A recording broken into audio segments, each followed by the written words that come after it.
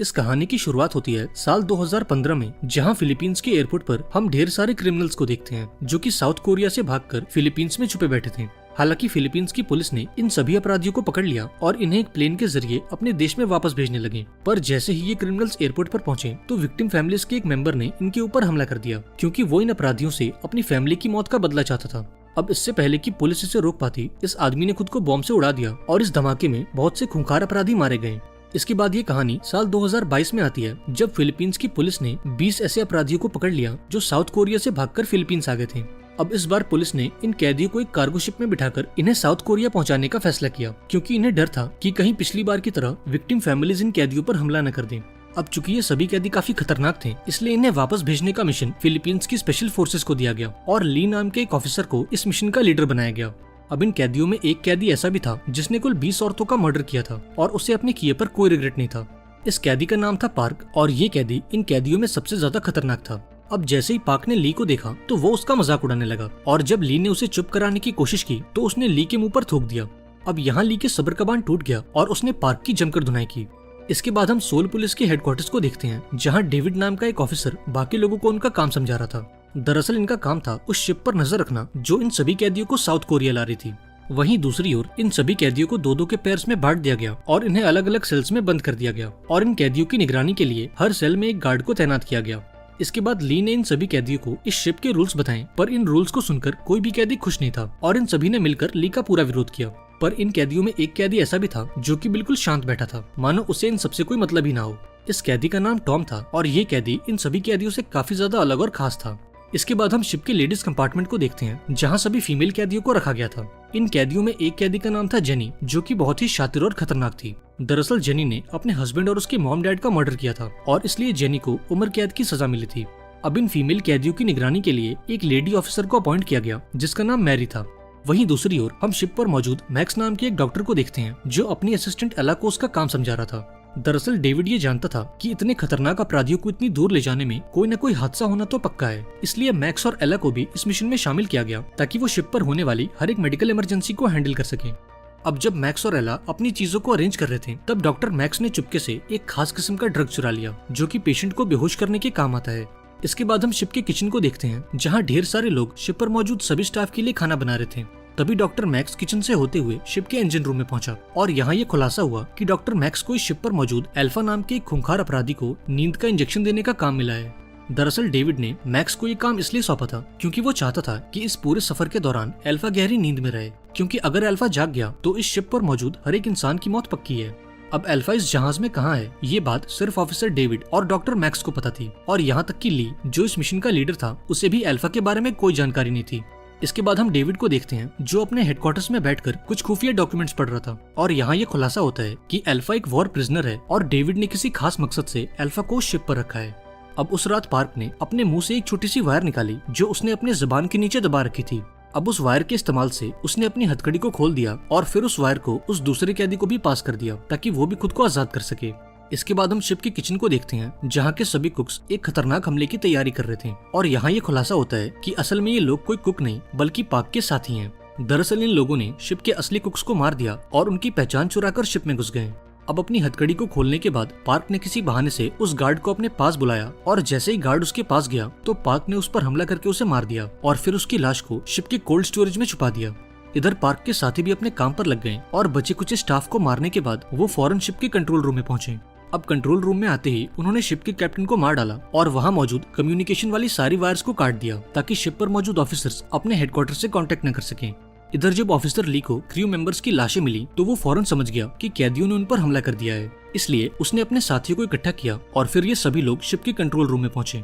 अब control room में आते ही पार्क के साथियों ने इन पर हमला कर दिया, लेकिन फिर ली और उसकी टीम ने भी इस हमले का मुंहतोड़ जवाब दिया और कंट्रोल रूम में मौजूद पार्क के सभी साथियों को मार डाला। अब यहाँ मैरी की नजर एक आदमी पर गई जो कि शिप का एक क्रू मेंबर था। इस आदमी की हालत काफी खराब थी और वो किसी भी पल मरने वाला था। अब यहाँ मैरी ने इस आदमी से पूछा कि क्या हेडक्वार्टर से कांटेक्ट करने का कोई रास्ता है। इस पर इस आदमी ने उसे बताया कि हेडक्वार्टर से कांटेक्ट करने के लिए हम इंजन रूम में मौजूद सैटेलाइट फोन का इस्तेमाल कर सकते हैं। वहीं दूसरी ओर हम पार्क को देखते हैं जिसने सभी गार्ड्स को मार दिया और शिप पर मौजूद बाकी कैदियों को भी आजाद कर दिया। अब पार्क का प्लान ये था कि वो इस शिप को हाईजैक करे और इसे किसी दूसरे देश में ले जाए। लेकिन टॉम, जिसे हमने कहानी की शुरुआत में देखा था, उसने इस प्लान में शामिल होने से मना कर दिया और पार्क को समझाया कि उसकी इस गलती के चलते वो सब मारे जाएंगे। हालांकि पार्क ने उसकी बातों पर ध्यान नहीं दिया और बचे कुचे गार्ड्स को मारकर शिप पर कब्जा करने का फैसला किया।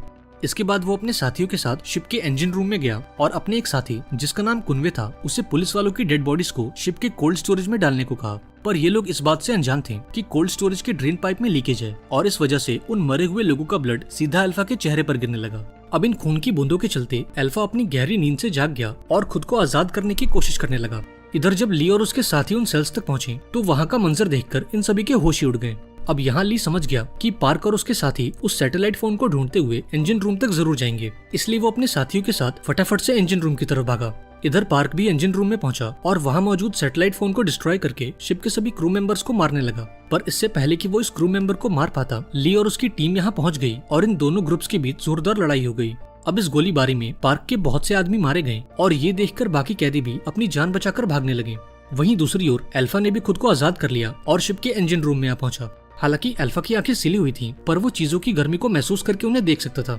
इसके साथ ही अल्फा की स्मेलिंग सेंस भी काफी तेज थी और वो किसी भी नॉर्मल इंसान से कहीं गुना तेज और ताकतवर था। अब अपने साथियों को मरता देख पार्क ने भी यहाँ से भागने की कोशिश की, पर यहाँ अल्फा उसके रास्ते में आ गया और उसके बाकी साथियों को मार डाला। इसके बाद वो पार्क के पास गया और उसे भी बड़ी ही बेरहमी से मार डाला। अब इस खतरनाक मंजर को देखकर वहाँ मौजूद बचे कुचे लोग अपनी जान बचाकर भागने लगे। अब यहाँ टॉम ने अल्फा का ध्यान बटाया और इस मौके का फायदा उठाकर वहाँ मौजूद सभी लोग एक स्टील डोर से होकर भाग निकले और अल्फा के उन तक पहुँचने से पहले उन्होंने इस गेट को बंद कर दिया। इसके बाद हम डेविड को देखते हैं, जो शिप पर मौजूद अपनी टीम से कांटेक्ट करने की कोशिश कर रहा था, लेकिन जब काफी कोशिश के बाद भी उसे सामने से कोई जवाब नहीं मिला तो उसने सैटेलाइट इमेज के जरिए ये पता लगाने की कोशिश की कि आखिर उस शिप पर क्या चल रहा है। अब जब डेविड ने शिप के सभी क्रू मेंबर्स को मरा हुआ देखा तो उसे अपनी आंखों पर यकीन नहीं हुआ। अब इसी बीच एक आदमी ने डेविड को कॉल किया और उसे शिप पर हुई घटना के बारे में पूरी जानकारी दी। इस आदमी का निकनेम डायरेक्टर था और इसके सीने पर भी वैसे ही सिंबल था जैसे कि हमने अल्फा के सीने पर देखा था, और इसका मतलब ये था कि अल्फा और डायरेक्टर के बीच कोई न कोई कनेक्शन जरूर है। अब यहाँ ये खुलासा होता है कि डायरेक्टर डेविड का बॉस है और उसी के ऑर्डर्स पर अल्फा को उस शिप में छुपाकर साउथ कोरिया लाया जा रहा था। वहीं दूसरी ओर शिप पर मौजूद दो क्रू मेंबर्स लाइफ बोट के सहारे अपनी जान बचाकर भागने लगे, लेकिन इससे पहले कि वो पानी में कूद पाते अल्फा इनके सामने आ गया और इन दोनों को बड़ी ही बेरहमी से मार डाला। अब एला, जो कि डॉक्टर मैक्स की असिस्टेंट थी, उसने केबिन के गेट से सब कुछ देख लिया, लेकिन इससे पहले कि वो खुद को बचा पाती अल्फा ने उसके ऊपर भी अटैक कर दिया और उसका गला घोटकर उसे मार डाला। अब ये सब देखकर डॉक्टर मैक्स काफी डर गया और उस केबिन से निकलकर भागने लगा। तभी उसकी मुलाकात ली और उसके साथियों से हुई और यहाँ ली ने उसे धमकाते हुए अल्फा के बारे में पूछा। अब यहाँ मैक्स ने कबूल किया कि उसे अल्फा को इंजेक्शन देने के पैसे मिले थे, लेकिन वो ये नहीं जानता कि इतने हाई डोसेज के बाद भी अल्फा नींद से कैसे जाग गया। अब यहाँ ली ने अपने साथियों से छुपने को कहा और खुद जिंदा बचे लोगों को ढूंढने निकल गया। इसके बाद हम कुनवे नाम के इस कैदी को देखते हैं, जो घूमते घुमाते शिप के उस पार्ट में चला गया जहाँ सभी फीमेल कैदियों को रखा गया था। अब यहाँ कुनवे ने जेनी और उसके साथियों को आजाद किया और फिर ये लोग यहाँ से निकलने लगे, लेकिन तभी अल्फा इनके सामने आ गया और इनके ऊपर हमला कर दिया और इस हमले में वहाँ मौजूद सभी कैदी मारे गए। अब जेनी और कुनवे जैसे तैसे करके लिफ्ट तक पहुंचे और यहाँ से भागने लगे, पर तभी अल्फा भी इनके पीछे दौड़ा और कूदकर लिफ्ट के ऊपर चढ़ गया। अब इन आवाजों को सुनकर ऑफिसर ली भी उस लिफ्ट तक पहुंचा और जैसे तैसे करके जेनी को उस लिफ्ट से बाहर निकाला, पर इससे पहले कि वो कुनवे को बचा पाता इस लिफ्ट की वायर टूट गई और ये लिफ्ट सीधा नीचे जा गिरी और इस हादसे में कुनवे की मौत हो गई। अब यहाँ ली को लगा कि शायद अल्फा भी इस लिफ्ट में दबकर मर गया होगा, पर बेचारा ली अल्फा की सच्चाई से बिल्कुल अनजान था। इसके बाद उसने जेनी को शिप के कोल्ड स्टोरेज में छुपा दिया और खुद अल्फा से लड़ने चला गया। अब यहाँ उसने अल्फा पर गोलियों की बारिश कर दी, पर उस पर इन गोलियों का कोई असर नहीं हुआ। अब यहाँ ली ने जैसे तैसे करके अल्फा का एक हाथ काट दिया, लेकिन इसके बावजूद भी अल्फा उस पर भारी पड़ रहा था। अब थोड़ी देर की लड़ाई के बाद आखिरकार ली ने हार मान ली और यहाँ अल्फा ने उसे बड़ी ही बेरहमी से मार डाला।